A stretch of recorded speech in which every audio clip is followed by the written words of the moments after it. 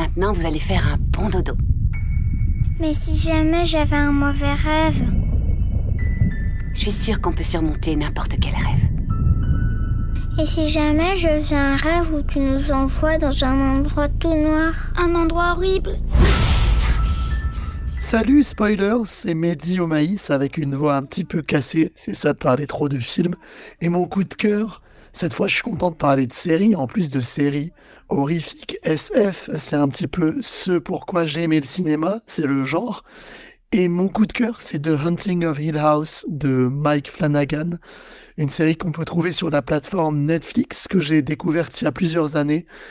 Et j'y reviens très régulièrement, ne serait-ce qu'en pensée, parce qu'elle hante. Et c'est le cas de le dire, parce que ça parle de maisons hantées, justement, et ça reste. C'est une série qui est à la fois majestueuse et poisseuse dans sa capacité à s'agripper dans chacun de vos neurones et à ne plus vous lâcher. L'histoire de cette fratrie, des frères, des sœurs, qui se retrouvent dans la maison qui les a vus grandir, une maison hantée, la maison hantée la plus célèbre des États-Unis.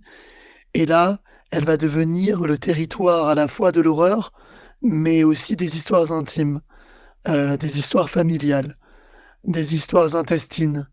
Parce que The Haunting of Hill House, ce n'est pas seulement une espèce de programme de maison hantée, justement programmatique, qui enchaîne les jumpscares à des fins purement divertissantes ou presque à des fins qui attiendraient à une forme de parc d'attractions. Non, The Haunting of Hill House, c'est beaucoup plus que ça.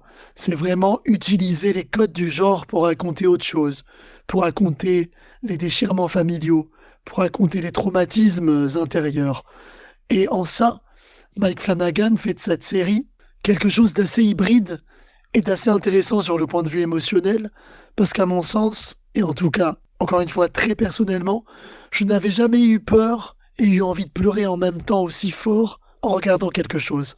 Si je devais avoir un comparatif sur le cinéma, j'aurais volontiers parlé de Mr. Babadook, dans cette capacité justement à faire confondre l'effroi absolu et l'émotion la plus dévastatrice. Et je me souviens plusieurs fois dans cette série, je me souviens avoir eu extrêmement peur, mais en ayant envie de pleurer tellement fort. Et ça, c'est toute la majesté de la mise en scène. L'intelligence, justement, de cette faculté à malaxer les codes du film de fantômes, des séries de fantômes. On a quasiment vu toute l'imagerie de ça.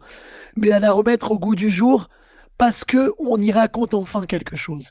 Parce que les personnages qui sont comptés ont du coffre, ont du corps. Et Mike Flanagan, qui a continué avec The Haunting of Bly Manor, Serment de minuit, et là en ce moment sur Netflix, La chute de la maison Usher, putain, il sait y faire, quoi. Il sait prendre son temps, il sait raconter, il sait poser l'effroi comme on veut, comme on peut, comme on a envie de l'avoir. Pas de manière mécanique avec un jumpscare, mais une peur plus diffuse, qui inonde à la fois dans la lumière, dans les décors, dans les personnages, dans les costumes. C'est tout un décorum qui est convoqué et qui nous empoigne dès le début de Haunting of Hill House. En plus, je ne parle même pas du nombre de musiques magnifiques qui viennent asseoir l'émotion, qui viennent l'enjoliver. Voilà, encore une fois, on risque de me répéter par rapport à tout ce que je viens de dire. Rares sont les séries horrifiques qui m'aient à ce point touché psychologiquement. Et encore une fois, on est toujours au nerf de la guerre. Une bonne série, un bon film, soigne la psychologie de ses personnages et soigne ses personnages. Et dans The Haunting of Hill House, aucun personnage n'est négligé. Ils sont tous des pièces maîtresses dans un grand mécanisme émotionnel et horrifique. Et c'est ce que je retiens. Une grande série, importante, puisque elle a fait découvrir, en tout cas, Mike Flanagan au public. Moi, je le connaissais à travers le cinéma, Dr. Sleep, le Ouija, mais il m'a pas convaincu au cinéma. Mais là, je trouve que le format télévisuel lui permet de prendre son temps et de raconter des histoires avec un sens du storytelling et un sens de l'émotion et de l'effroi qui fait mouche à chaque fois. Donc je conseille mille fois, foncez, vibrez en plus en ce moment avec le froid, un bon plaid, un bon chocolat chaud, et vous êtes heureux et effrayé. Et moi, je vais aller prendre un thé chaud aussi, parce que là, c'est très chaud, ma voix. Je vous embrasse toutes et tous. Et vive les séries, et vive le cinéma, et vive l'art. Pourtant, on n'est pas comme toutes les autres familles. On est différents. Parce qu'on a grandi là-bas. Hill House.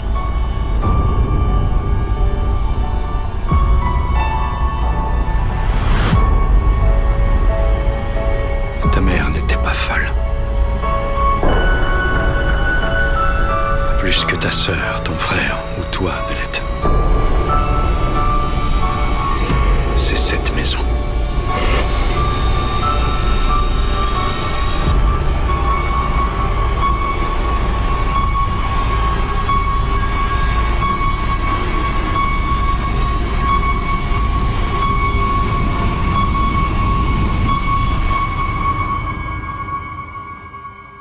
Cet horrible rêve que tu craignais de faire, il ne pourra plus te faire de mal. Bien sûr que je te réveillerai.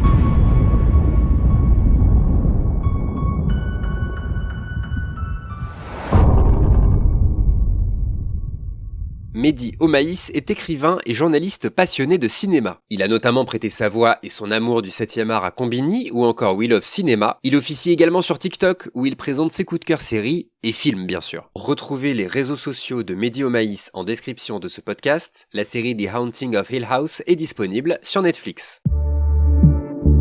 Bonus. Trax.